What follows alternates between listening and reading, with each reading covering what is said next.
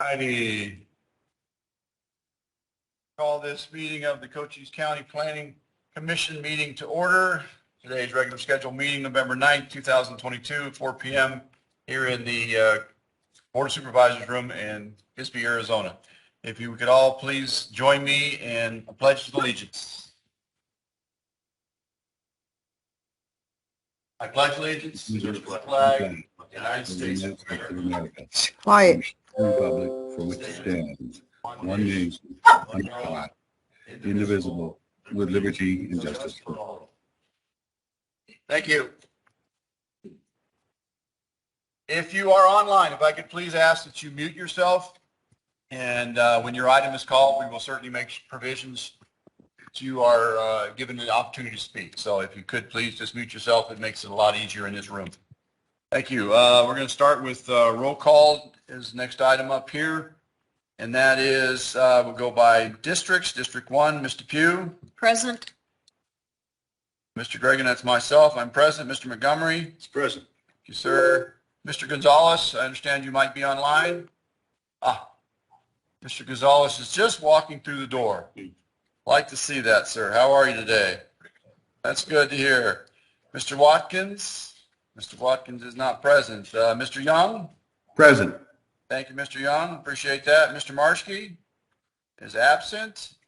Mr. Saunders. Present. Thank you, Mr. Saunders. And Ms. Welch, do I have you online? And Ms. Welch is absent as well.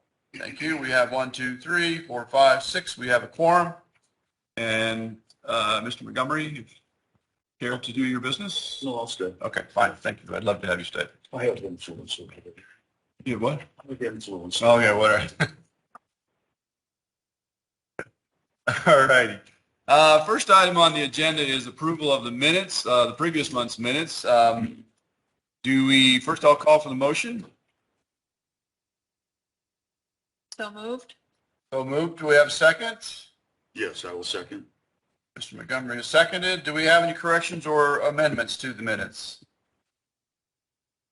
Having none, hearing none, I'll go again. This roll call will be this all night long. Mr. Pugh, how do you vote? Aye. Thank you. Mr. Gregan votes aye. Mr. Montgomery? It's aye. Mr. Gonzalez? Abstain. Thank you, sir. Very good. Mr. Watkins is here. Mr. Young, how do you vote? Aye. Thank you. Mr. Saunders? I was not here. You were abstaining as well. Thank you very much.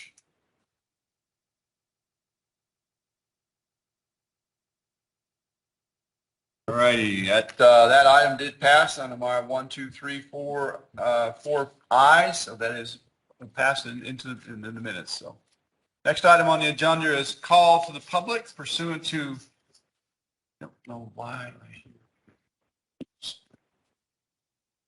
Pursuant to ARS 38-431-.01H, this is an opportunity for the public to comment. Individuals are invited to address the commission on any issues within the commission's jurisdiction. Since commissioners may not discuss items that are not specifically identified on the agenda, commission action taken as a result of the public comment will be limited to directing staff to study the matter, responding to any criticism, or scheduling the matter for further consideration and decision at a later date. Do we have anybody issue here that wants to call to the public? Seeing none, do we have anybody online? Hearing none. Mr. Kirschman, could you do me a favor? Since I jumped ahead of the schedule, would you be nice enough to put your rules and regulations up on your screen so that I can read those into the minutes, please? Yes, sir. Thank you very much. Welcome to the Planning and Zoning Commission meeting. These are a few of the ground rules. First, please turn off your cell phones or at least silence the ringers. Please be polite to other stakeholders. No applause, no booing, no cheering. If you desire to speak, fill out a speaker's form, information form, and submit it to the planner before the meeting starts. Not required for docket applicants. Speakers must use the microphone, which is over here, to capture the comments in minutes. Next page. We have a speaker's clock and have time limits for each one. 5 minutes for call to the public, 10 minutes for applicants, 5 minutes for supporters or those opposed, 5 minutes for applicant's rebuttal. Next page. Each elected county supervisor appoints 3 commissioners to staggered 4-year terms. Up to 3 are from cities, at least 6 are from unincorporated areas. A commissioner's service is pro bono. A quorum is 5 commissioners, which we do have.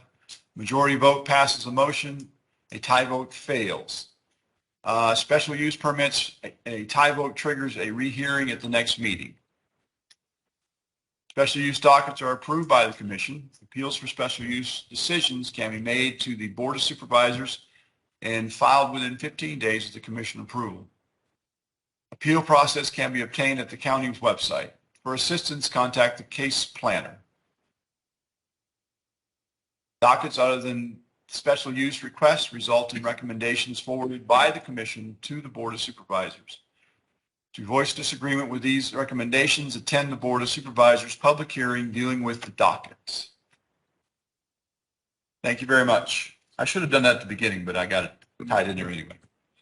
First item on the agenda is item number R22-19, a request to rezone a portion of parcel 105-05-303 from an SR12 single-family residential 1 dwelling for 12,000 acres to general business. And docket number 1, that is Mr. Coxworth. If you could please give us our planning director's report, please.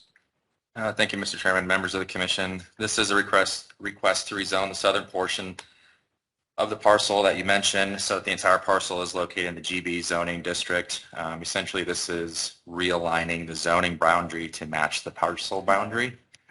We did look at historical zoning paper maps, and the current zoning is correct, thus requiring Mr. Stevens, the applicant, to apply for this rezoning to put the entire parcel into the GB general business zoning. The next slide is a map. The parcel is located in an enclave in the city of Sierra, an enclave of the city of Sierra Vista. This is the area to be rezoned under its current zoning of SR12. The area that falls within the SR12 doesn't meet the minimum 12,000 square foot minimum. So essentially it's undevelopable. Mr. Stevens, the current use of the property is a 3-plex and in a manufactured home. Mr. Stevens is interested in rezoning the southern portion to allow it to be developed in the future, potentially with another home or 2. Access to the property is from Highway 92. It goes just north of the veterinarian clinic. The applicant is here this evening, and I can answer any questions you may have. Have any questions for the planner? Hearing none. At this point, I'll call for the applicant's statement. Mr. Stevens, you can please come up here. You have 10 minutes. Please state your full name and your current address. And this is your opportunity to tell us what you want to do and why you want to do it. You can make it 2 minutes. You can make it 10 seconds. My name is Kirk Stevens. I live at 1969 Chantilly Drive. That's in Sierra Vista, 85635. I've had this property for 19 years. I've asked the county several times about developing it. They kept giving me the reason I could not do that is because I did not have enough room. I spoke with Dan Coxworth, and he suggested that I change this to GB so that I would be allowed to put anything that falls in that general business criteria into that area. Couple of concerns that I have is I was just over there talking with Paul with regards to the setbacks, and he told me that the setbacks, because I had GB, there's a residential right behind that, would still have to be followed. And my question was, the reason I was rezoning this is so that I would have more room to be able to develop the property. So that's kind of where we're at now. So you didn't get a good answer to what you're saying. I haven't, I've been here several times. I've never gotten good answers. Okay, sir, thank you very much. And I do have one more thing. Oh, certainly. There is the egress ingress for that property is only 10 foot wide. There is no room for additional areas. And I just wanted to make sure that when it does come time for me to develop the property, that doesn't become an issue because that's the way you get back into the property. All right, sir. Thank you very much. I appreciate it. We will address those here shortly. Okay. You go ahead and sit down. At this point, I'll declare the public hearing open and call for comments from other persons, either in favor or against. Hearing none and seeing none, we'll proceed. We'll call for the applicant's rebuttal. Given the fact, Mr. Stevens, that we have not had anybody respond, I'm assuming you wish to waive your rebuttal. In other words, I didn't understand what you said. well, generally, if there was somebody that was either in favor or more specifically, if they were against your item on the agenda, they could come up and make a presentation for 5 minutes as to the reasoning why. We don't have any of those persons, and we also give you as the applicant an opportunity to rebut what they had to say. Given we haven't had anybody at the podium to say one thing one way or another, I'm asking if you would be willing to waive that rebuttal. Thank you. At this point, I'll declare the public hearing closed, call for commission discussions. We may ask you questions as we go along, but if we do, I'll have to come back up to the microphone. If I have more questions, I can go back up? No, if we have more questions of you, we will have you come back up. Okay. Sorry about that. I'm going to start out with Mr. Coxworth. Can we shed any light on any of the questions that he has, or should we start over? No, it's okay. I've sat with Mr. Stevens and spoke with him on the phone a number of times about keeping it the way it is, going to SR12, keeping it general business. You do get an increase of density in general business, although there is an increase in setbacks. So there's no guarantee of developability of a property. I don't believe the property is even on sewer. It's on septic, so that makes it even more limiting. Okay. He could apply for a variance, though. So if he is developing with residential, he could apply for a variance to reduce that setback. There's a chance that staff would support that, and that would be approved if you're developing it with residential. Okay, thank you very much. Do we have any other questions for staff? Mr. Young, Yes. do you have any questions for staff? I don't want to forget you up there. Thank you. Not at this time. Thank you very much. I'll at this point call for the planning director's summary and recommendation. Mr. Coxwell. Mr. Chairman, members of the commission, staff does recommend approval of the rezoning request from SR12 to general business, and there is a sample motion on your screen. And this is a recommendation to approval to the Board of Supervisors who will hear this docket at their November 29th meeting. At this point, I'll call for the motion. The motion to approve, Mr. Chairman? Yes, please. Sample motion. I will do that. Mr. Montgomery, thank you very much.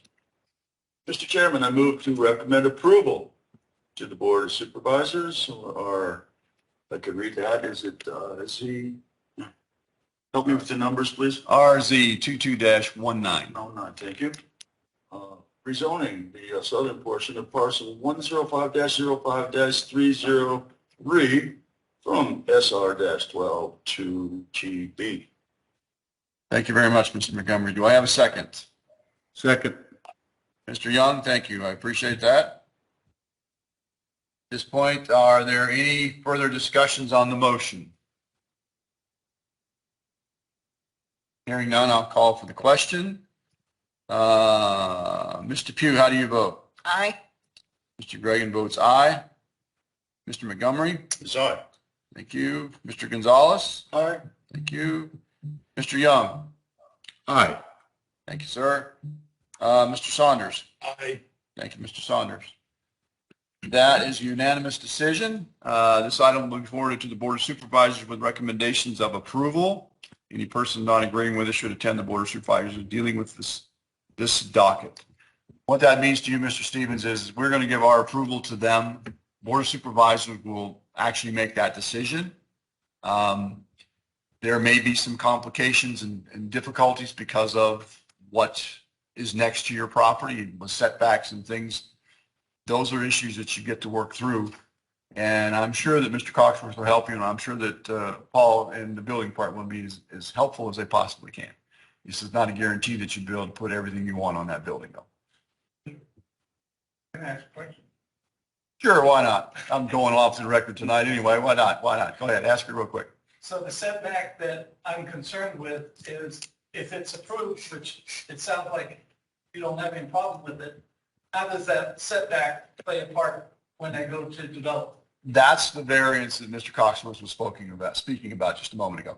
You can ask for a variance given the type of construction you're putting on it. For example, you're not putting a machine shop on there, you're putting a residential property on there. So they may give you a variance as to the setback limit or maximum or minimums. That's something you can apply for and ask for.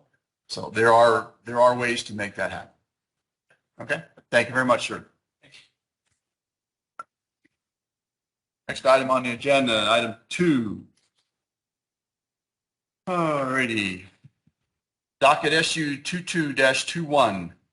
Applicant requests a special use authorization to approve 3 short-term rentals. One will be an approximately 320 square foot cargo container. The other 2 will consist of a canvas tent of 645 and 209 square feet, assuming each.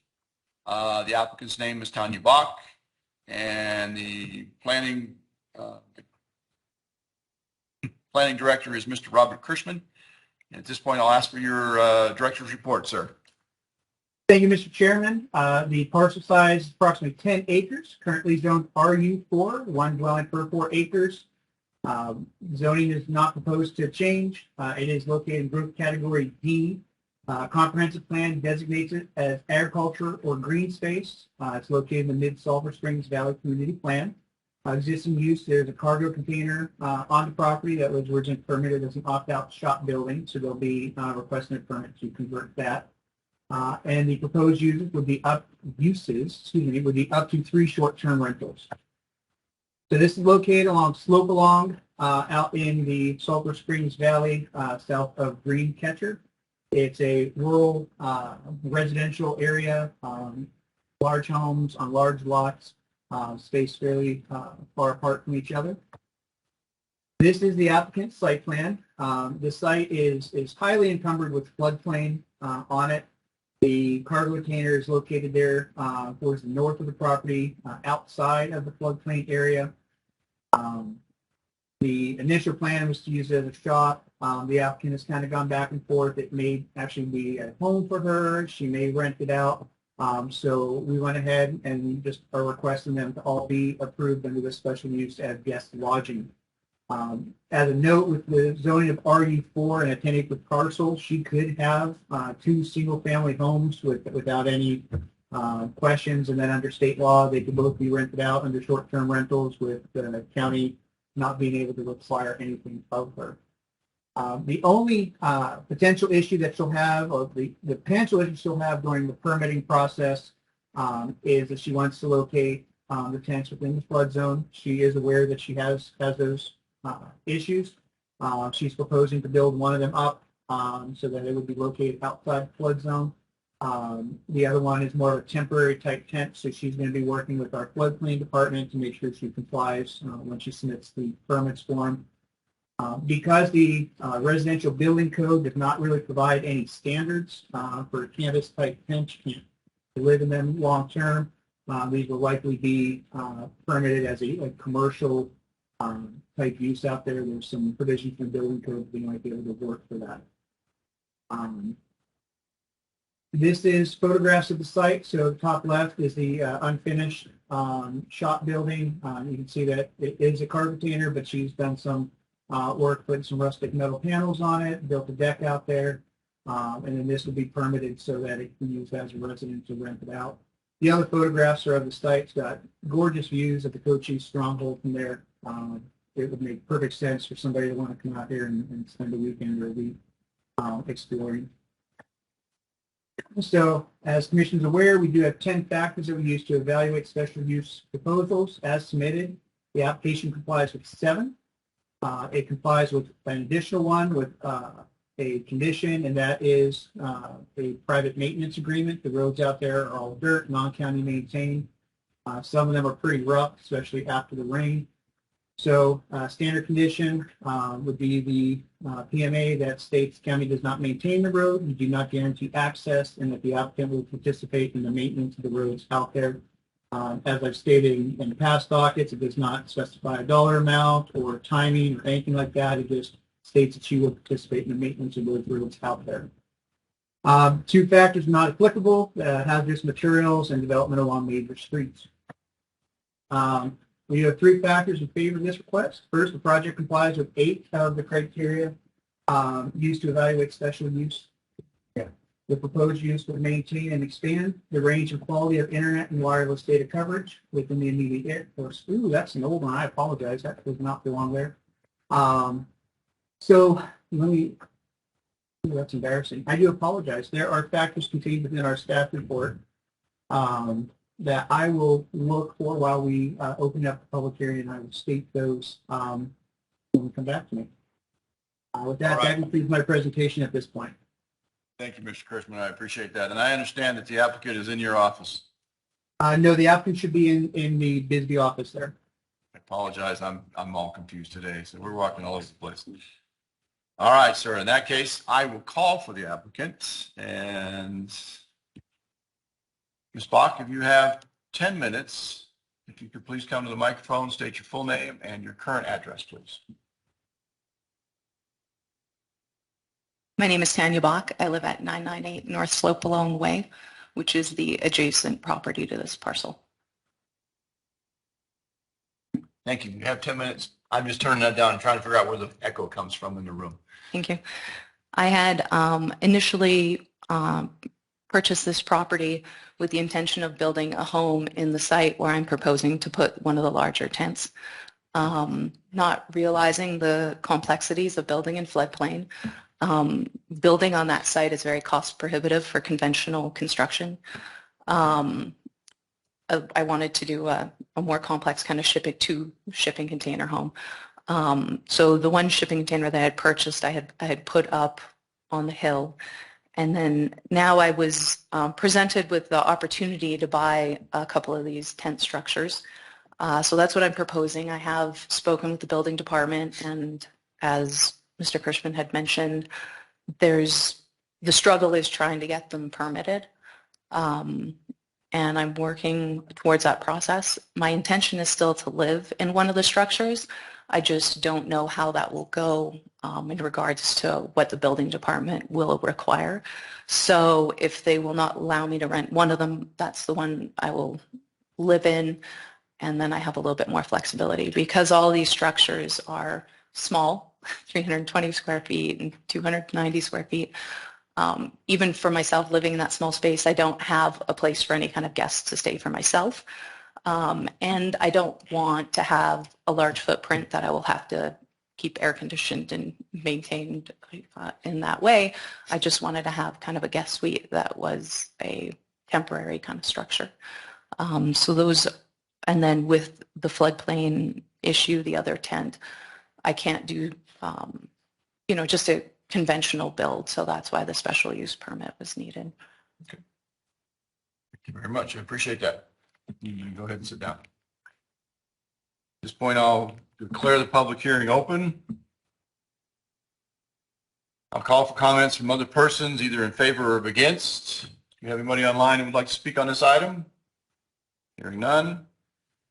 At this point, I'll ask Ms. Bach that you would waive your rebuttal since no one has commented either for or against. I'm assuming you're willing to waive your rebuttal.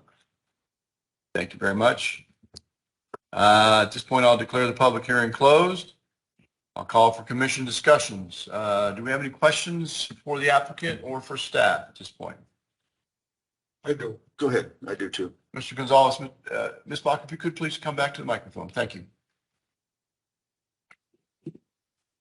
Mr. Gonzalez, you are up.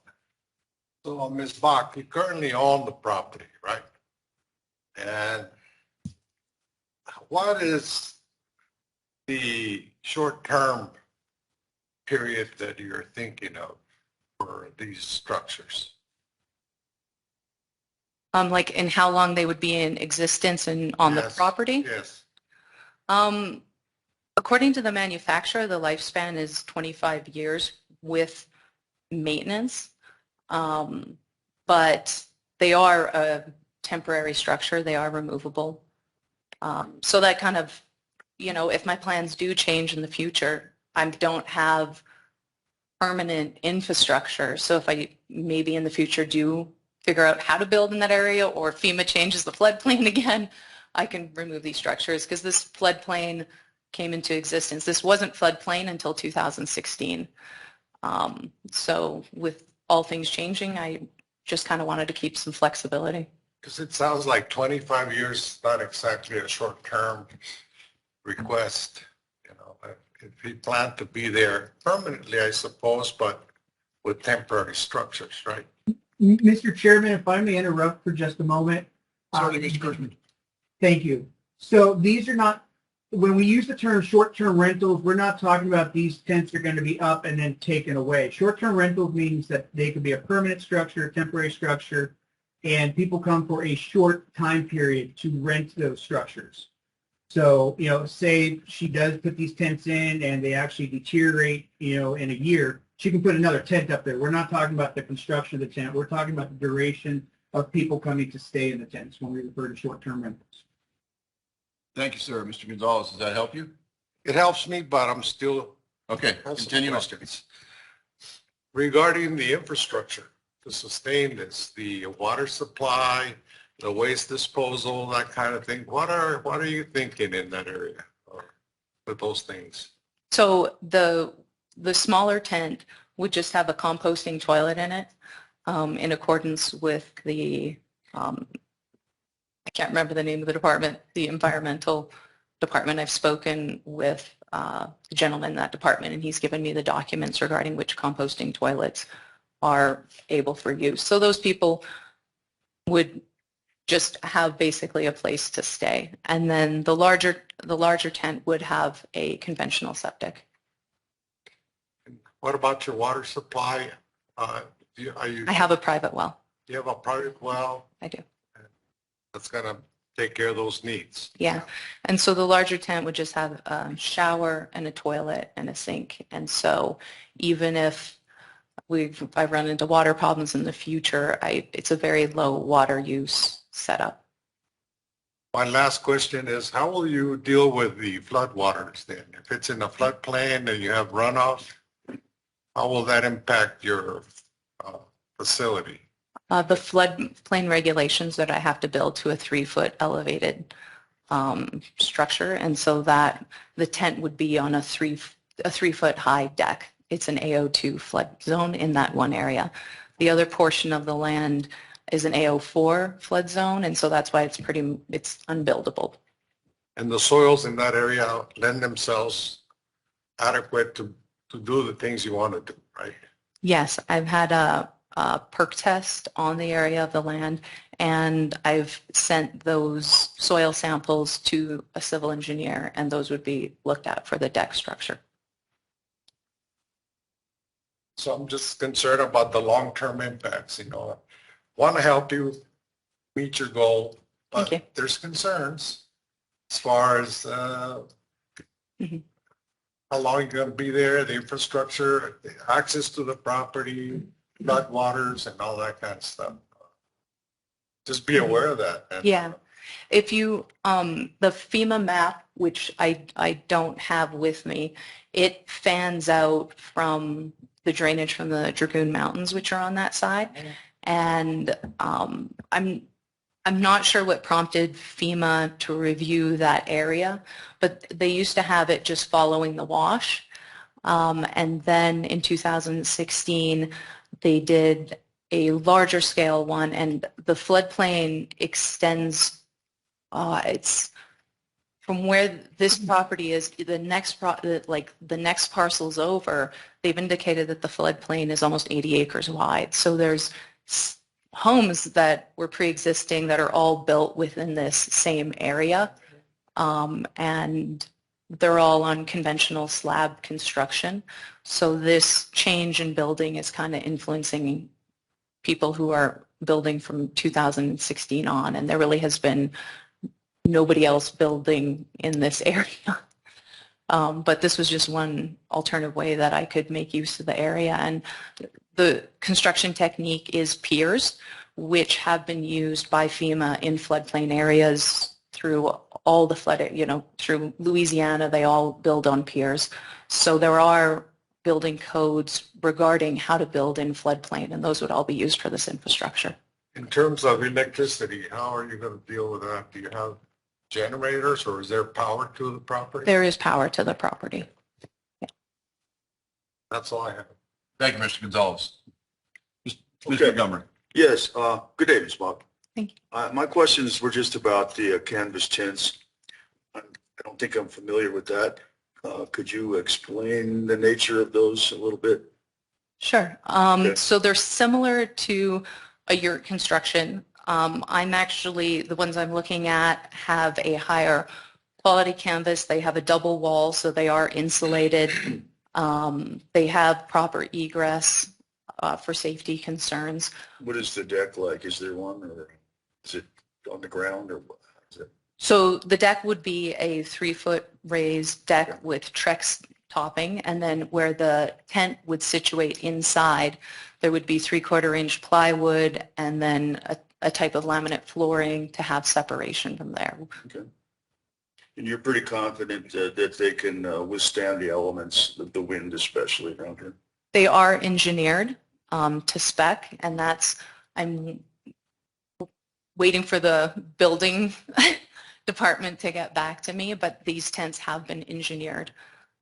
They're not just pup tents. They follow conventional building code. I will agree with Mr. Gonzalez. We do want to see you realize your ambitions here. So I just had questions about the tents. Okay. Thank you. That's good. Did I answer them, or did I answer them? I'm good. Okay. I'm Robert. Let's see, am I up here? Here I am, Robert Montgomery. Yeah. Thank you, sir. I appreciate that. Are there any other questions for Ms. Block? Mr. Young? No, sir. Thank you very much. At this point, you may have a seat. Thank you very much, Ms. Block. I appreciate that. Let's see what you pick. At this point, I'll call for the planning director's summary and recommendation. Mr. Kirschman, are we ready? Yes, thank you, Mr. Chairman. Just let me address a couple concerns that were raised just one final time to hopefully clarify the issue.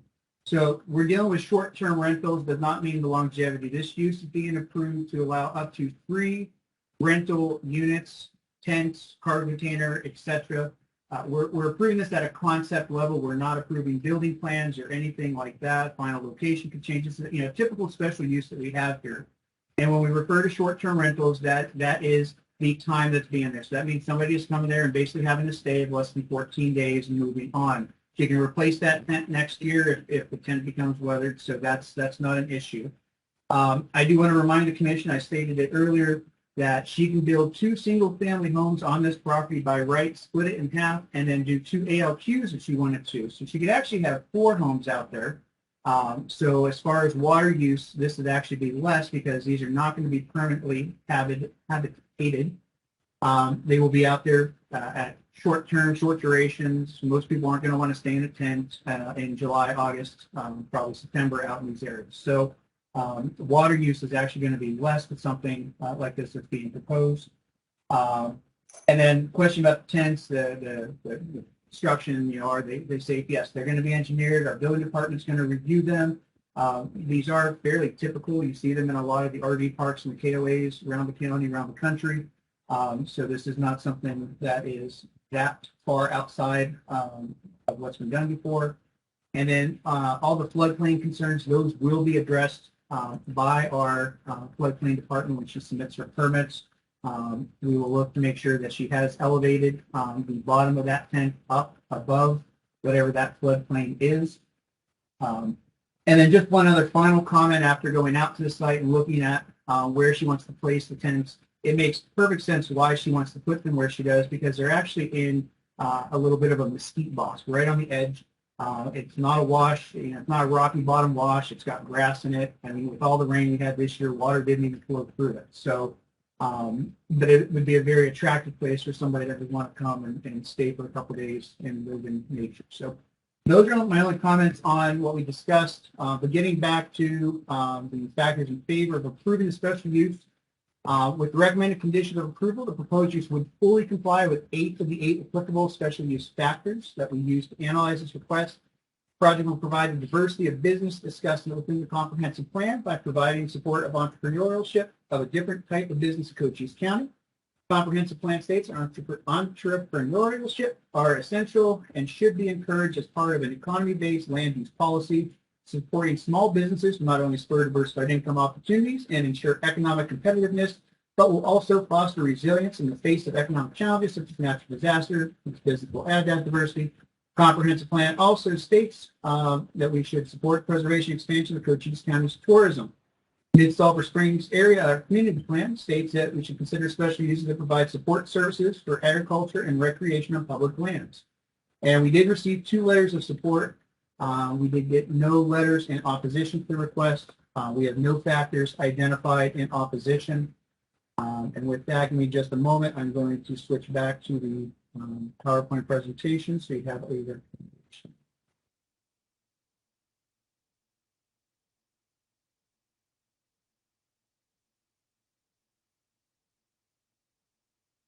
So with that, our recommendation is for a conditional approval. The only condition would be that the private road maintenance agreement would be signed.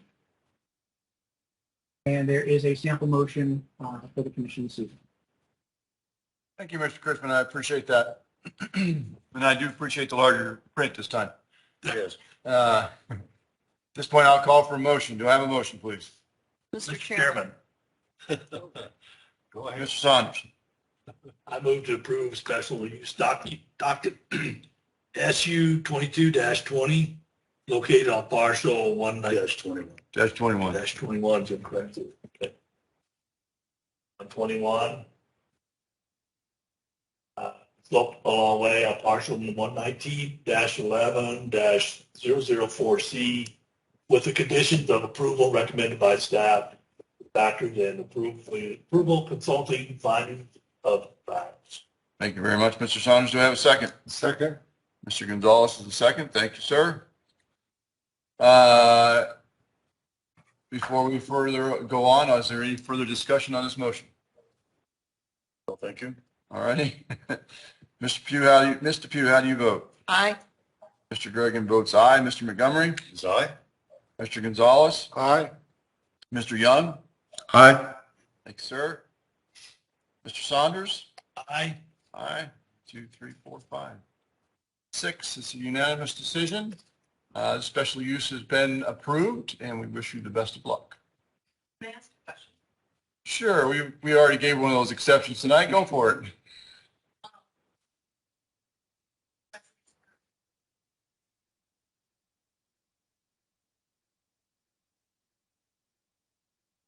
You will have to come back to us with a question. I would consult staff before I make that statement. But yes, the smart thing to do is if you have trouble with the tent or the structure we've approved here, generally what we say, if there's any changes to what you've actually been approved for, come back to staff.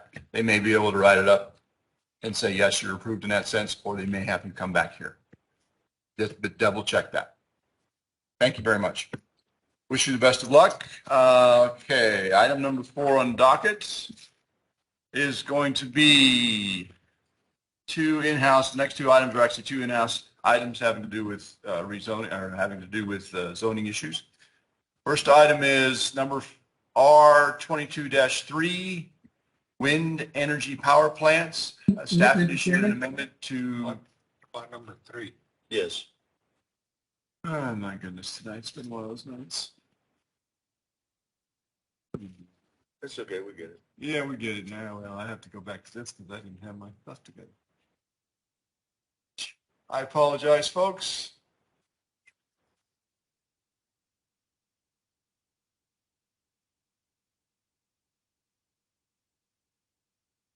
Next item on the agenda is comp plan, actually, or CPA 22-03 and RZ 22-20. State Route 80, request to amend the comprehensive plan and zoning for 7.5 acres in the St. David area. I do believe this is Mr. Kirschman's, and I do believe the applicant is in your office. Is that correct, sir? That is correct on both ends. Thank you very much. I'm bringing this tonight, so. All right, Mr. thank you, Goodman Mr. is the applicant's name. At this point, I'll call for the planning director's report. Thank you very much, Mr. Kirschman. Thank you, Mr. Chairman. So the applicant is Mr. Andrew Goodman. He is here with me this evening. This is located on State Route 80, west of Sybil Road. Parcel number is 120-18-009A and B. Area size is a total of 7.5 acres. Current zoning is R18, which is residential, one dwelling for 18,000 square feet, and general business. The proposed zoning is general business. Growth category is C, rural community areas, no change plan to that. But the plan designation is neighborhood conservation, which only allows for residential zoning districts. I would like to add that the entire St. David area is zoned neighborhood conservation, essentially prohibiting any. Mr. Yes. Kirschman, please, just give me 10 seconds. We're gonna get a little hearing check here. That speaker, Mr. Gonzalez, if you turn that speaker on, It's, oh, turn that on. There you go. Now you turn it in. Mr. Kirschman, can you speak for just a sound check here? We're having a little trouble Sure. here. Test, test, test, test, test, test. yeah. test. Okay, we good there? It still sounds muffled. Yes, it's technology at its best and finest. All right, sir, I'll let you continue at this point, Mr. Kirkman. Do I need to repeat? I Oh, we're good. don't think so. I think we're good shape. We can read. Okay. Okay. So I would like to add that all of the St. David is neighborhood conservation, which essentially, or most of it, it prohibits commercial development, even though there is existing general business even on this particular property. The proposed designation is developing, which would allow for the request as proposed. It is located in St. David area plan. The existing use of where the rezoning is vacant, but a portion of the property has an existing grandfathered manufactured and RV park. The proposed use is a gas station, though all commercial uses would be allowed. So this is aerial view of the site. So as I mentioned, it is on the corner of Civil and State Route 80 or Patton Street. We've got the existing manufactured mobile home park there behind you or behind the request. And on the screen, you should be able to see the smaller parcel, the 009B, that was originally where the gas station was going to be located. The applicant and I looked at this. He talked to his engineers. We got multiple versions. And we decided that it would make more sense and would ultimately have a better site plan if he enlarged the general commercial area, pushing it back from Patton up to Rose Street, so that he would be able to fit something better in there. And then, in staff's opinion, hard corners such as Civil and Patton, which at some point in time, probably in my lifetime, will have a signal out there, makes sense to be designated as commercial. So at staff's suggestion, the applicant initiated this for the request. The area that is highlighted on the screen now, and I'm colorblind, I think it's blue, I don't know why I picked that color, but the area that's highlighted now, that is already zoned general business. So there's already general business out there. This is the comprehensive plan. The whole area there is neighborhood conservation. Across the street, it is D, and it's designated as rural residential.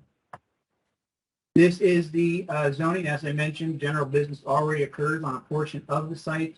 We have the 18,000 square foot minimums to the north and the south. We've got R36 to the west, and then general business to the east.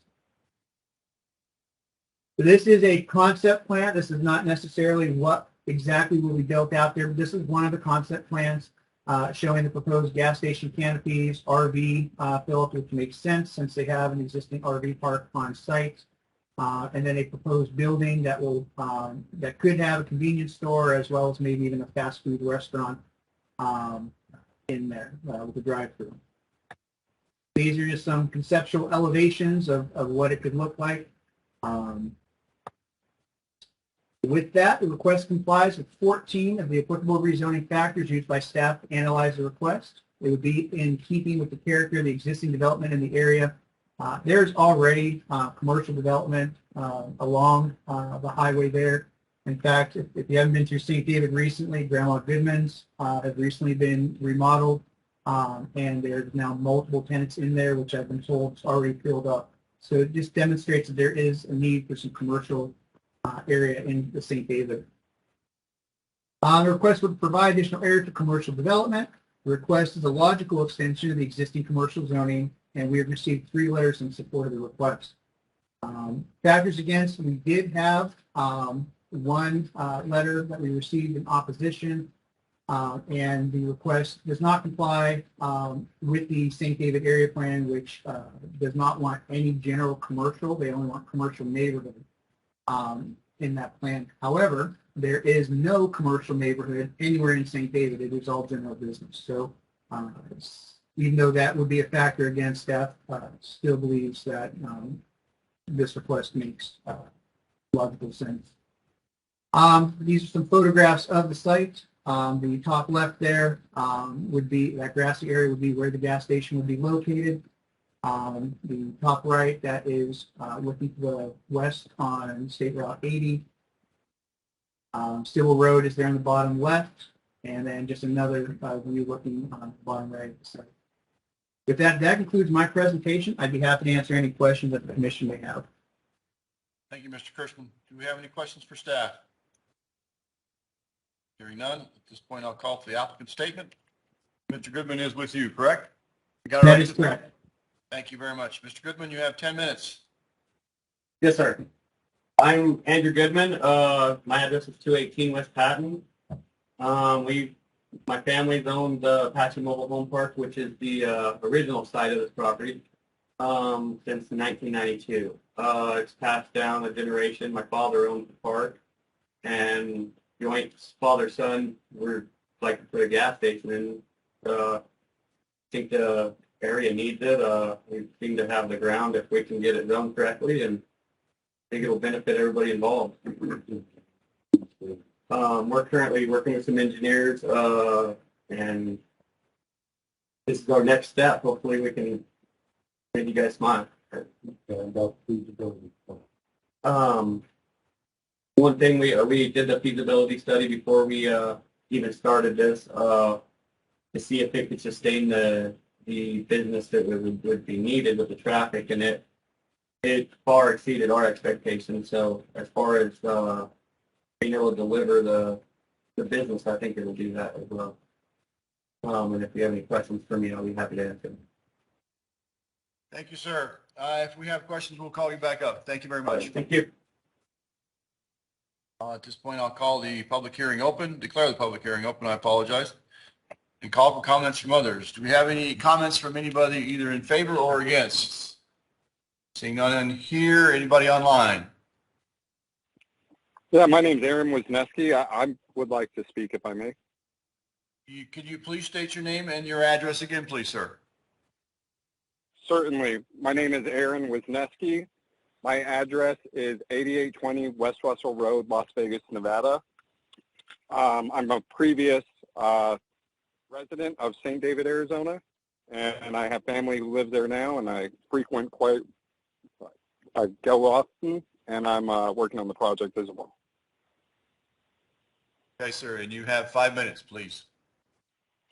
Yeah, I'd like to point out some things in favor of it, being the history behind St. David and how long there has been a gas station there. I think that there's a big need. I think it could truly benefit not only financially for the county and taxes and reasons of that, but also for the community. We're going to strive very hard to make sure that it matches the township, so to speak, with a Santa Fe style facade or something that meets the needs of everybody. And I think it will do very well, sir. Thank you very much. Do you have any further? Nothing further. Thank you very much, sir. I appreciate it. Is there anybody else online who would like to speak in favor or against this item? Hearing none, at this point, I'll ask for the applicant's rebuttal. Mr. Goodman, if you can hear me, would you like to add anything at this point? I'll waive it, sir. You waive. Thank you very much. I appreciate that. At this point, I'll declare the public hearing closed and call for commission discussion. Do we have any questions for the applicant or staff while we're at it? Hearing none, I'll call for the planning director's summary and recommendation. Mr. Kirschman. Kirschman, I get that pronounced one of these years. Thank you, Mr. Chairman. We do recommend conditional approval, and that condition is that the applicant is required to submit a traffic study in conjunction with any commercial permits, regardless of what the use ultimately was decided. And the applicant is well aware of that condition. He's already had comments from ADOT and is working with them. So with that, we do have two sample motions. The first one is the comp plan. If the comp plan is not approved, then we will not be able to approve the rezoning. So with that, once again, I can answer any questions if there are any. Thank you, Mr. Kirschman. Do we have any questions for staff? Hearing none, at this point I'll call for the question. And so we're clear, we need to have sample motion. The top motion needs to be moved on first and voted on first. So having said that, do we have a motion on that item? Somebody speak up. Mr. Chairman. Mr. Young. Mr. Chairman, I move to recommend approval to the Board of Supervisors Comprehensive Plan Amendment CPA 22-03 SR 80 located on parcel 120-18-009B and a portion of 009A with the conditions of approval recommended by staff, the factors in favor of approval constituting the findings of fact. Thank you, Mr. Young. Do I have a second? Second. Second by Mr. Pugh. Any further discussion on this motion? Hearing none. Mr. Pugh, how do you vote? Aye. Mr. Gregan votes aye. Mr. Montgomery? Aye. Mr. Gonzalez? Aye. Mr. Young? Aye. Sir, Mr. Saunders? Aye. Thank you very much. Appreciate that. Next item up that needs to be voted on would be the following motion. At that point, I will call for a motion on that as well. We have. Okay, I will make that motion, sir. Mr. Chairman, I move to recommend approval of the Board of Supervisors rezoning RZ 2 and T2-20 on State Route 80, located on parcel 120-18-009B and a portion of 009A, with the conditions of approval recommended by staff, the factors in favor of approval constituting the findings of fact. Thank you, Mr. Montgomery. Do I have a second? Second. Second by Mr. Pugh. And is there any further discussion on this item? Or a motion, I should say. Hearing none, I'll call for the question. Mr. Pugh? Aye. Mr. Gregan votes aye. Mr. Montgomery? Aye. Mr. Gonzalez? Aye. Mr. Young? Aye. Thank you. And Mr. Saunders? Aye. Thank you. Both items are unanimous decision or unanimously approved, and those recommendations will be forwarded to the Board of Supervisors. Mr. Goodman, we wish you the best and great success over there. Thank you. Thank you. All right, now I get to item number 4. That's docket R22-03, wind energy power plants. Staff initiated an amendment to the Cochise County zoning regulations, Article 18, site development standards. Ms. McLaughlin is presenting, and Ms. McLaughlin is online with us tonight. She does have some time to spend with the kids today. So, Ms. McLaughlin, I assume you're there. Yes, thank you, Mr. Chairman, and good evening. You what? This is a good evening. Can everybody hear and see my presentation? Yes, we can. Okay, great. This is a staff-initiated proposed text amendment to Section 1822 of the zoning regulations. Section 1822 regulates development standards for wind energy power plants, or WEPs, which are non-residential utility-scale wind energy systems which supply electricity to off-site consumers. These are big wind turbine projects. The photo on this slide is from the Red Horse project west of Wilcox that was approved in 2013 by this commission. WEPs are not allowed by right in any zoning district. They are allowed by special use in rural, general business, and industry zoning designations. All WEPs must receive approval from this commission as well as comply with the zoning requirements in section 1822. Next slide. This is the location of the Red Horse project. It was permitted for up to 28 turbines, each of which are 475 feet in height. This is one of only a small handful of wind projects in Arizona. There's about 4 or 5 in the state currently. Our current regulations address setbacks, noise, lighting, and signage for WEPs, and there is a height exemption. The intent of this amendment is to update, add additional best management practices, and better guide transfer and project end-of-life requirements, specifically shifting the burden of decommissioning, liability, and site restoration to the WEP owner. One of our best sources of project-specific information are studies provided by the applicant and applicant submittal. Currently, we state that soil drainage reports, environmental assessments, visual impact studies, and/or cultural resource studies may be required. We recommend adding shadow flicker analysis, electromagnetic analysis, and migratory bird bat studies. We can use these to develop better, more targeted conditions that lessen impacts.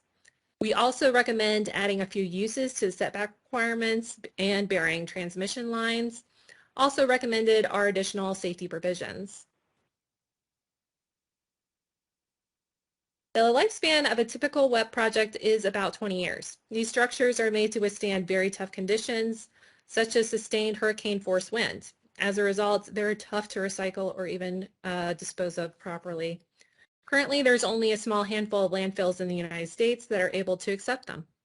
With these proposed amendments, we're attempting to shift the cost burden of decommissioning and site restoration to the WEP landowner. This concludes my presentation, which in this case serves as both staff and applicant presentation. This is scheduled to be heard by the board on November 29th, and I'm available for questions, and there's a sample motion on this slide. Thank you, Ms. McLaughlin. I appreciate that. Since we've gotten the planning director's report and the applicant statement, I'll declare the public hearing open, and at this point ask for comments from anybody in favor or against. Anybody online have any comment on this issue? Hearing none, I'm going to ask that we waive our rebuttal for the applicant and declare the public hearing closed. At this point, I'll call for the commission discussions. You can ask questions of Ms. McLaughlin.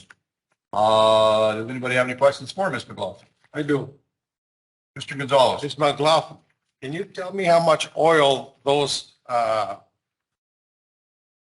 what do you call them? The, Turbines? yeah, how much oil do they use or they need each and how often? I could not tell you that. I would have to look that up and get back to you. Yeah, because they work on oil. The other thing is I'm concerned about the longevity. That's 20 years, you said? Mm-hmm. That seems like a long time, but I'm more concerned with the environmental impacts. This is a world famous migratory bird area. We're known for that worldwide. There's the impacts that it will have on Mr. Chairman, can I interrupt, please? This is a request to update the zoning regulations. This is not an approval of a project. well, who approved it before? Well, There is no project before you. Staff is suggesting changes to our zoning regulations to improve our zoning regulations. So when you do see one of these through the special use hearing process, there's new rules in place for decommissioning if, technology improves, but you're not approving a specific project tonight. your point is well taken then. Okay, thank you, sir. Appreciate that. Does anybody else have any questions? Well, that may have answered my question, sort of. Reading the details, it states that there are only 4 in the state of Arizona. For, That- for what? For what? For road projects. Four of these projects. Each project, like the one at Red Horse, typically includes multiple turbines. So in the case of the one in Cochise County, there's 28 turbines associated with one project. And I think you did mention a height, but I couldn't quite hear it. Could I have that?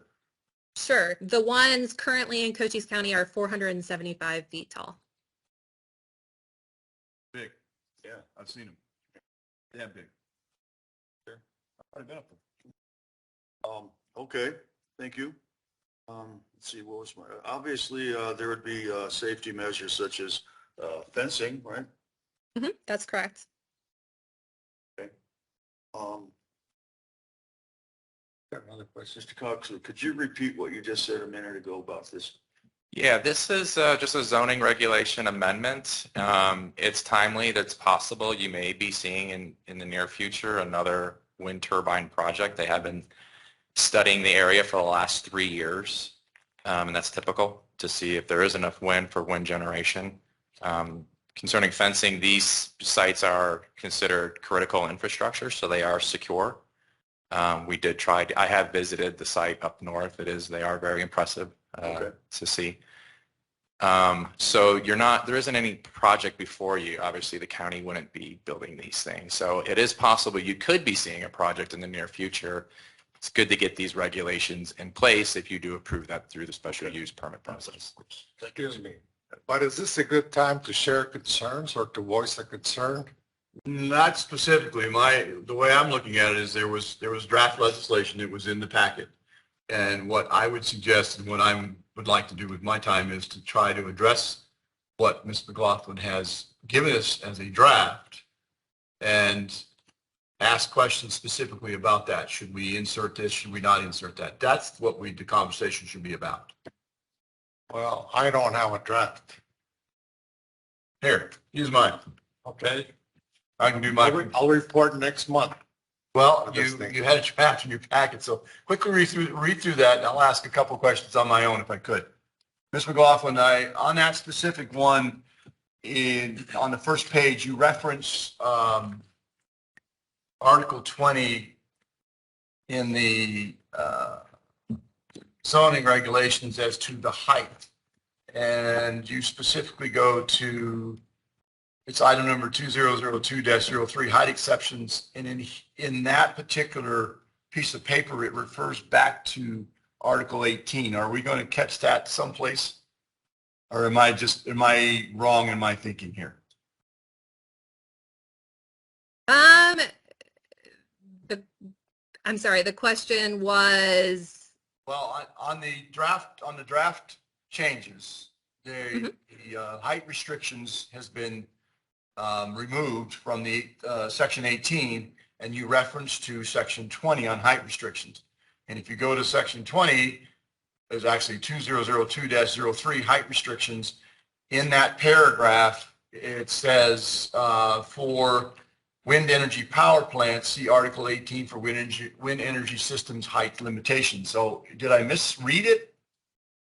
Or did we just not catch it? It might not have been caught. Currently, my understanding, we don't have a height limitation. All of these projects are required to come before the commission. And that's your opportunity to say whether there should be a height cap.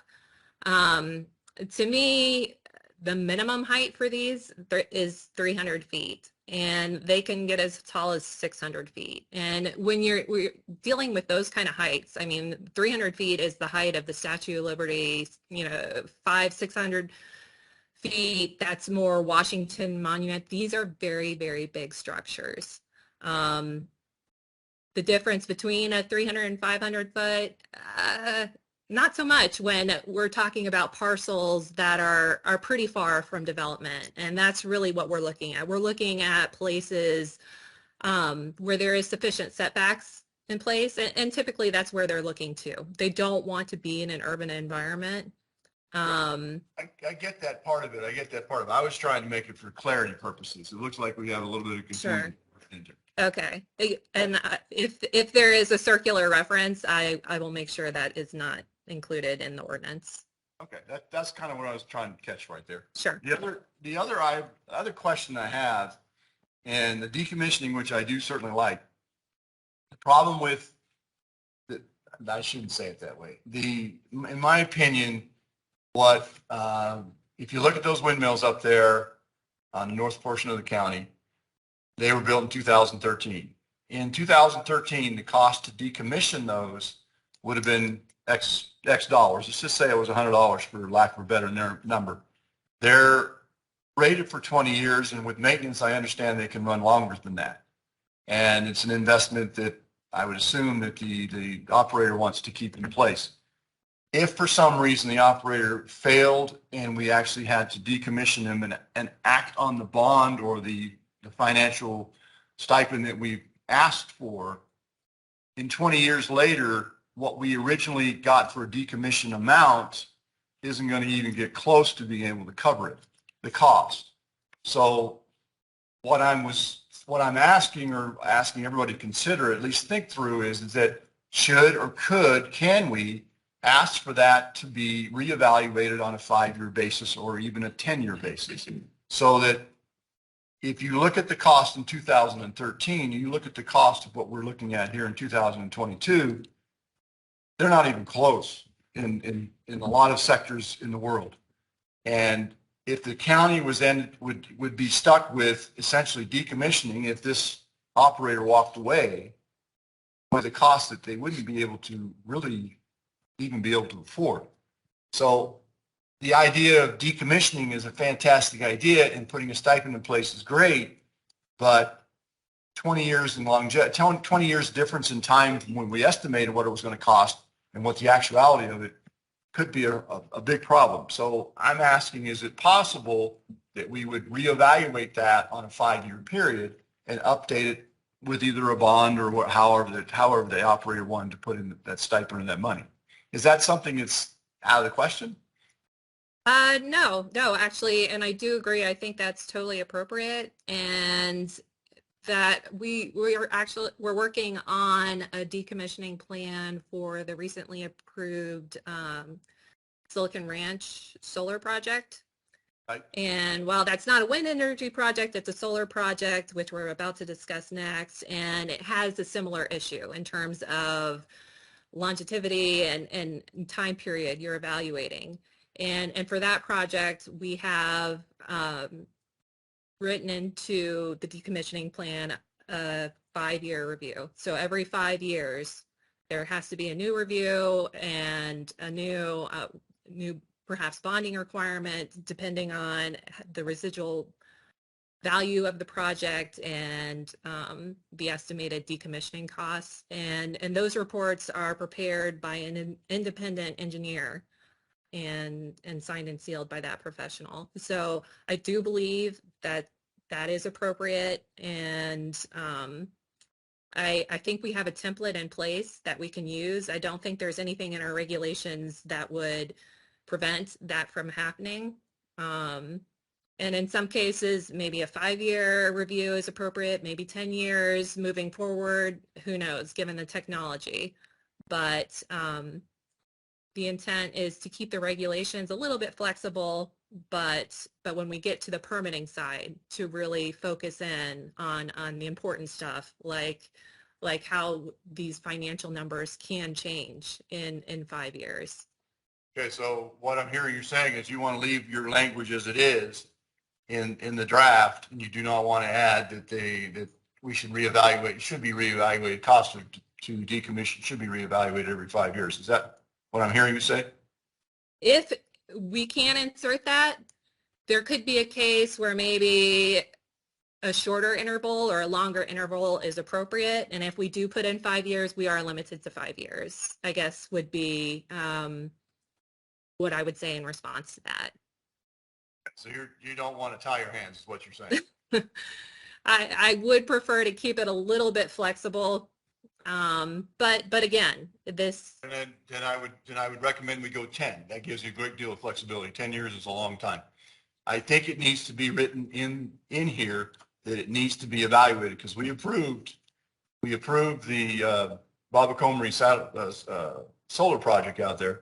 It was supposed to be decommissioned, but these items were never brought up at the time. And honestly, I think it's only fair for people coming to the county and wanting to utilize the space, whether it's for wind power or solar power, they should know what they're getting themselves into when they show up. Because this 10-year, every 10-year or every 5-year, whatever we're going to have, they're responsible for the cost. Am I correct?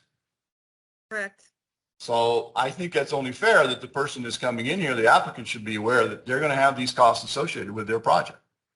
I would think it would be smart to put it in there. I might be the only one on the board that thinks that way, or the commission, excuse me. So, Mr. Chairman, yes, Mr. Pugh. isn't there something called time certain? And most bonds that I've ever seen do have expiration dates. They have to be renegotiated. So could we say something leaving flexibility that an industry standard for expiration and reevaluation? Well, we certainly could. I'm trying to make sure, my whole goal is to make sure that the county's not stuck holding it back. That inflation is considered. Yeah, inflation is considered, and other stuff that goes with it. I got one more thing, then I'll be quiet on this issue.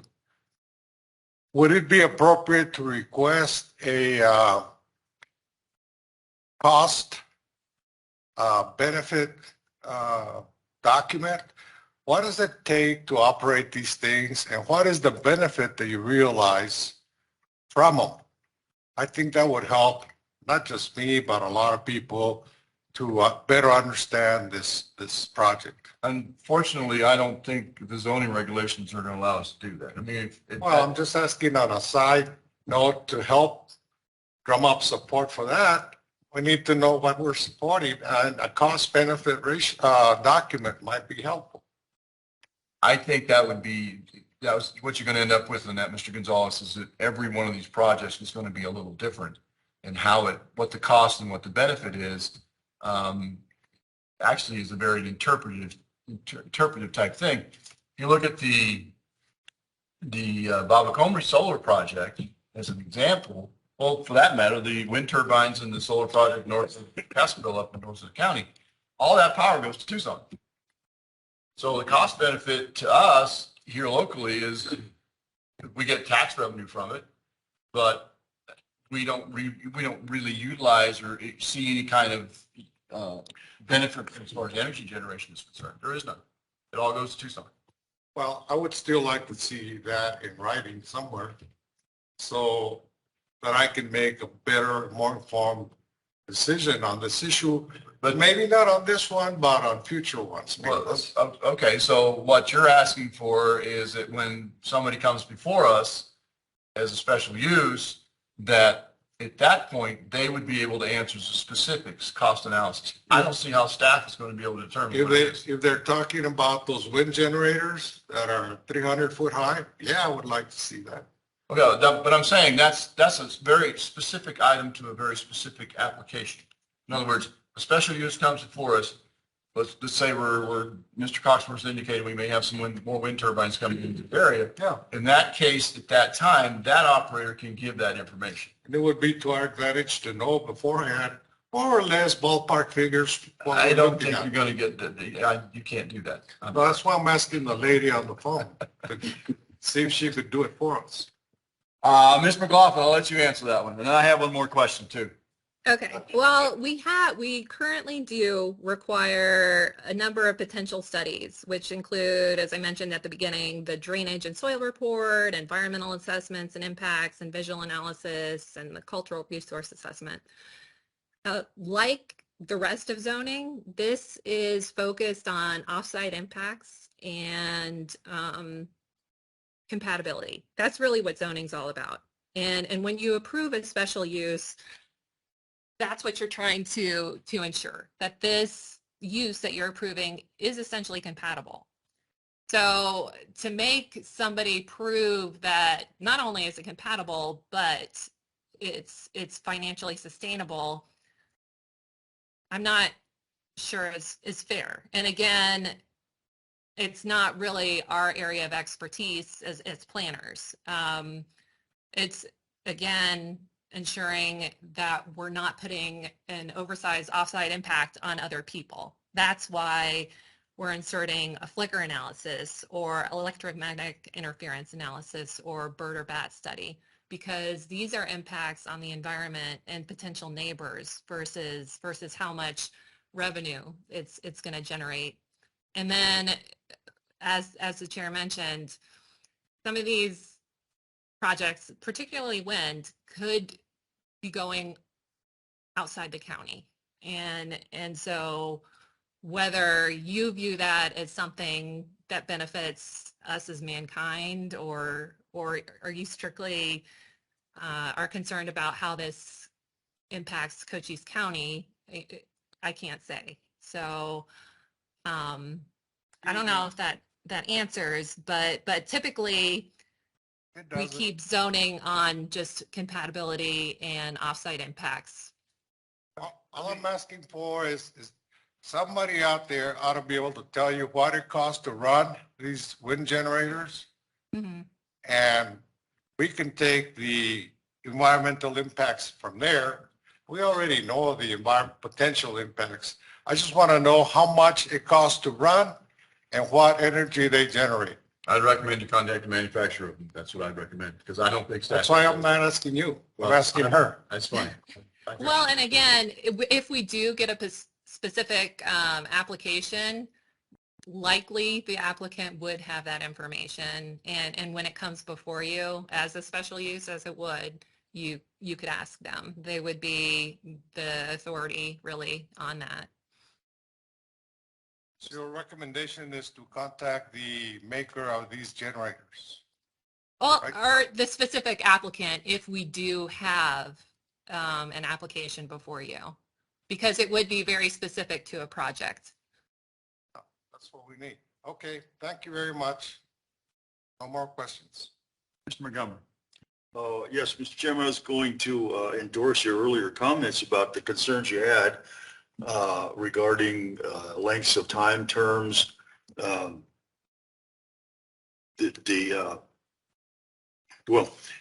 I'll get to the point, possibly resubmitting this item with better language to accommodate your concerns there. How do we change, you want that in there? Can we put it in there right now, or does it have to come back? I believe we can put that in there right now. We have to, what we're doing is we're negotiating with Ms. McLaughlin on her wanting flexibility in the timetable, and I'm saying 5 years, and I can see her point. Flexibility is important. So I'm going to say 10 years. And I'm asking Ms. McLaughlin, I'm asking you specifically, can that be written into the language at 10 years? Does that give you the flexibility that you think you need or the county needs in order to make this work? Well, and I do appreciate that. I think what we could do is within section 182207, we could insert up to 10 years, something like that, for per reevaluation. I do think that is something that could easily be accommodated within the current draft of this. We'll just note it within the minutes that it needs to be inserted prior to going to the Board of Supervisors. Okay, I appreciate that. And also it might be, if you could be nice enough to email us all the new draft that you send prior to sending, that would be appreciated. Absolutely. Thank you. One other question I have. Excuse me. I have a question here, though. I'm sorry, go ahead, Mr. Young. Yes, okay, so Ms. McLaughlin is asking for a broad definition, or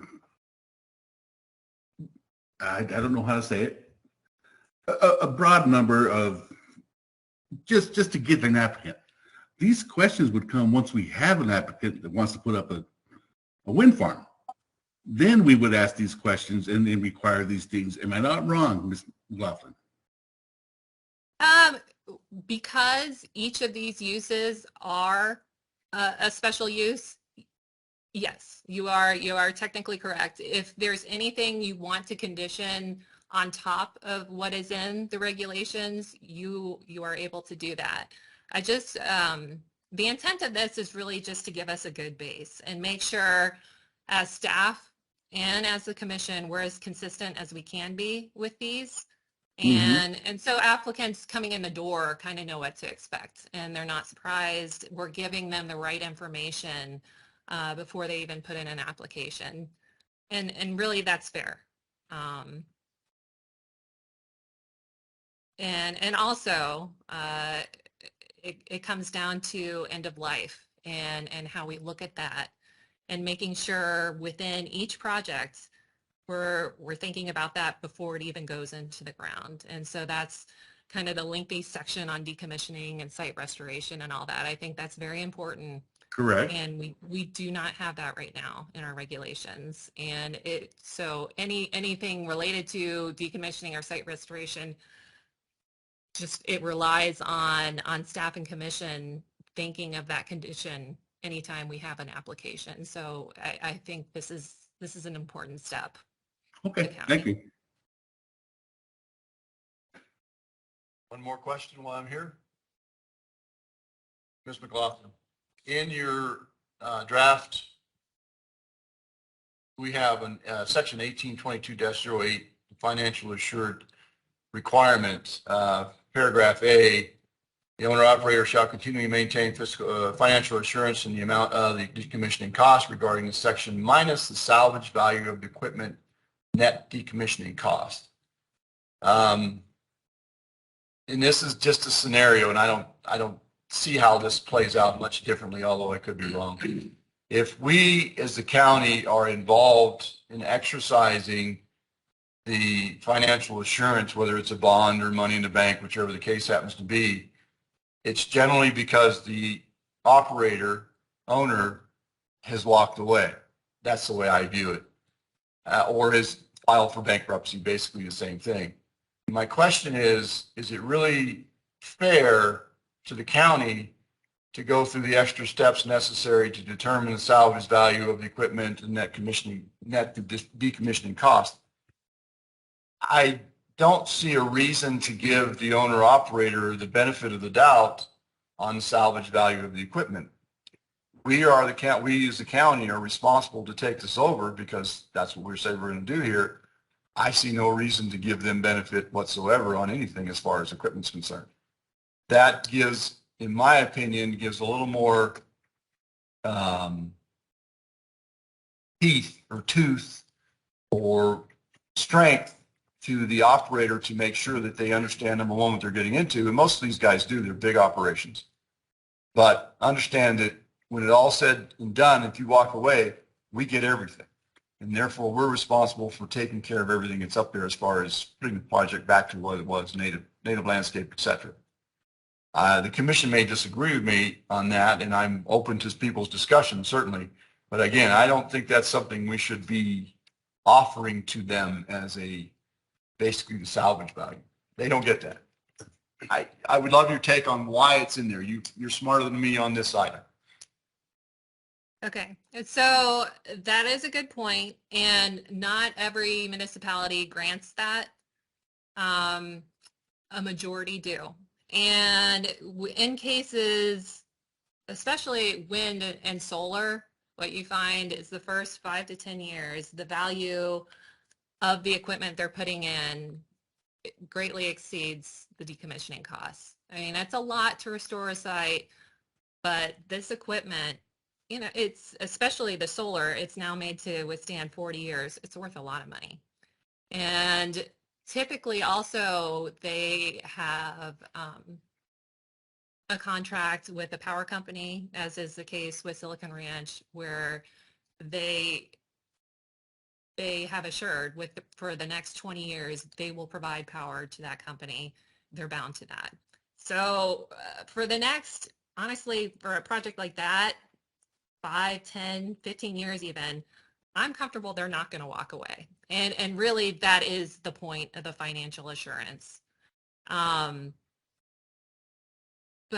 really, given how much value this stuff has at the beginning, what we're looking for is just if there is a difference. And then what we found with Silicon Ranch is the value of the equipment for the first 5 years exceeded that decommissioning cost. So in that case, I don't think we need a bond because it has such value, because they're not going to walk away from it. It just has too much value. So to me, that's really the point of this bond, to make sure they're not walking away from something. And when we know by, a qualified independent engineer licensed to practice in the state of Arizona, that this equipment has so much value that it greatly exceeds what would cost to decommission, then I feel comfortable saying they don't need to take out a bond for the full amount, that we should give them a credit for that amount, if the point is to make sure that they don't walk away from it. Well, the point is to make sure they don't walk away. That's one. In 5 years, 10 years, I could see that. In 20 years or 25 years or even 30 years, that value is no longer there. Correct. And you, at that point, you're still offering something to them. And I disagree. I think the companies that we're dealing with are not small potatoes, and they know what they're getting themselves into. It's just my opinion. Obviously, if anybody else has one or wants to speak up in support of it, fine. If not, then I guess it can, I guess I shouldn't say it that way. Then obviously it'll remain the way you have it written. Your points are very valid. 5, 10, 15 years, no. It's the 25, and in the solar aspect, since we're talking about both of them kind of together here, in the solar aspect at 40, there's no reason that Silicon Ranch up there just says, oh, hey, you guys can keep it. You deal with it. And that's a hell of a place up there to decommission. Yes, there's a tremendous amount of salvage just simply in scrap iron, but that, again, falls back to, are we going to give them the benefit of that doubt in 40 years? And I don't think we should be doing that. Just my opinion. I have a question. Yes, Mr. Montgomery. This is a good time. Mr. Chairman, you've raised so many good questions and intelligent and foresight in those that I'm not comfortable with this as it exists right here. And what I asked a few minutes ago, I would like to have this proposal resubmitted with more of that information included. And along with Mr. Gonzalez also on some of his concerns. I personally don't expect the machinery is covered by the manufacturers of the machine. They will have the details as to its performance and longevity. But as far as what the county's getting involved with, I would really like more information on that. So I would ask that we could try this again at another meeting and with more information. Then you're already making your motion, sir. That would be a motion. Yes. Motion to my motion then would be to resubmit this proposal. Table. What you want to do is table this until next month. Thank you. You're exactly right. That's what I wanted to do. Do I have a second? Second? We have a second. Mr. Young is seconded. Yes. Thank you, Mr. Young. At that point, I'll call for a vote. I'm going to go through roll call so I don't miss anybody. And the motion on the table, for clarity, is that this item would be tabled until it was redrafted in next month's discussion, in next month's meeting. Mr. Pugh, how do you vote? Did we get discussion on this one? Oh, I apologize. Yes, we can have discussion. I forgot about that. I always forget about that. Yes, ma'am, please. I propose we amend the motion to include both of these staff proposed items. There is a motion on the table, a secondary motion. I do need a second on that as well. Second. I hope the minutes are running. I'm running out of notes. Second on Mr. Gonzalez's part. And at that point, do we have any further discussion on this issue? Okay, so this one, first thing we need to do is to vote on Mr. Pugh's motion so that I get this straight. And please, if I'm doing this wrong, I know this young lady up there will keep me straight. I guess it would. Hi. Yeah. Hi, this is Christine Roberts. Can you guys hear me? Yes, we can. Okay, so I just want to make sure I understand Mr. Pugh's motion. Is she saying that she'd like to move forward on both items, agenda item 4 and 5 in her motion? Is that what I'm hearing? That's what she's asking, to table both 4 and 5, yes. Okay, but you have to do one at a time. You have to do agenda item 4 Okay. Have a motion on that, a motion to table, whatever discussion and so forth, for clarity of the record, and then move to agenda item 5. Thank you very much. I appreciate that clarity. Okay, thank you. All right, so back to the original motion by Mr. Montgomery, tabling item number 4, R22-03, wind energy projects until next month. Do I have any further discussion on that motion? All right, roll call vote. Mr. Pugh, how do you vote? Aye. Mr. Gregan votes aye. Mr. Montgomery? Is aye? Mr. Gonzalez? Aye. Mr. Young? Aye. Thank you. And Mr. Saunders? Aye. Thank you. It's unanimous decision has been made on that item. If you would be nice enough, Mr. McLaughlin, to, again, you did a great job providing us with this draft. And as you can get that out as quickly as possible would be helpful to everybody, and everybody should look for that email and take the time to read it prior to coming to the meeting, which would be much, much more beneficial. So having said that, we will move on to item number 5, docket R22-04, solar energy power plant, a staff-initiated amendment to Cochise County zoning regulations, Article 18, site development standards. And at this point, I'm going to save some time. Do we want to have a motion to table this up front? And I think I can do that way. So moved. Ms. Roberts, do I go through the entire process of asking for the planner's report, asking for pros and cons, exactly opening the public meeting, and then get down to the bottom and have it tabled at that point? Or can I just simply have the motion to table it now, which seems to be the general consent here? Yes, Chairman Gregan, you can go ahead and just entertain the motion to table this agenda item to the next meeting. Thank you very much. I appreciate that. At that point, I'm going to ask, do we have that motion? Mr. Chairman, Mr. Pugh? I move that we table docket R22-04 to December's meeting. Okay, seconded by Mr. Gonzalez. Thank you. Discussion on this item as well. Prior to the actual vote, do we have any further discussion? Not today. In that case, I'll ask for the vote. Mr. Pugh, how do you vote? Aye. Mr. Gregan votes aye. Mr. Montgomery? Aye. Mr. Gonzalez? Aye. Mr. Young? Aye. Mr. Saunders? Aye. Thank you. Now, I'm going to speak to every one of the commissioners here tonight in a little different tone, perhaps. I get cranky, as my wife tells me. Take the time to contact Ms. McLaughlin via email with your concerns tomorrow. Don't wait until December. Tomorrow. She needs the information.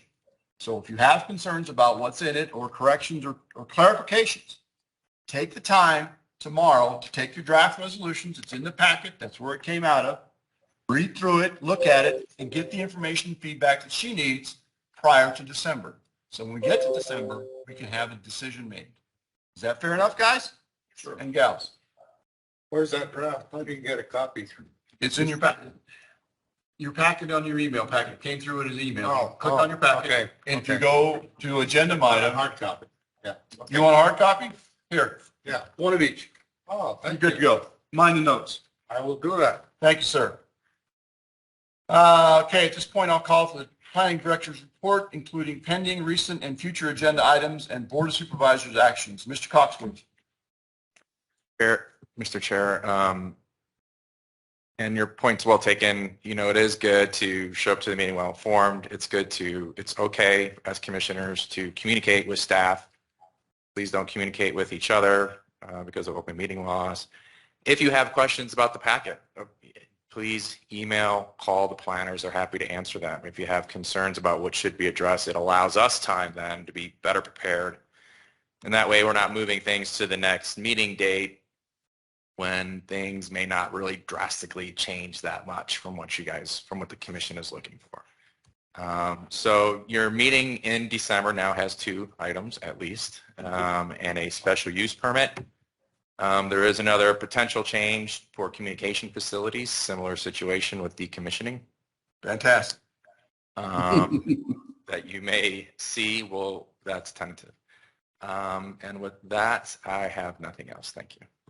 Thank you very much. Mr. McLaughlin, I appreciate your efforts tonight and your understanding. Thank you. At this point, if we have nothing else, call to all commissioners. Anybody on recent matters? Anybody have anything they want to say?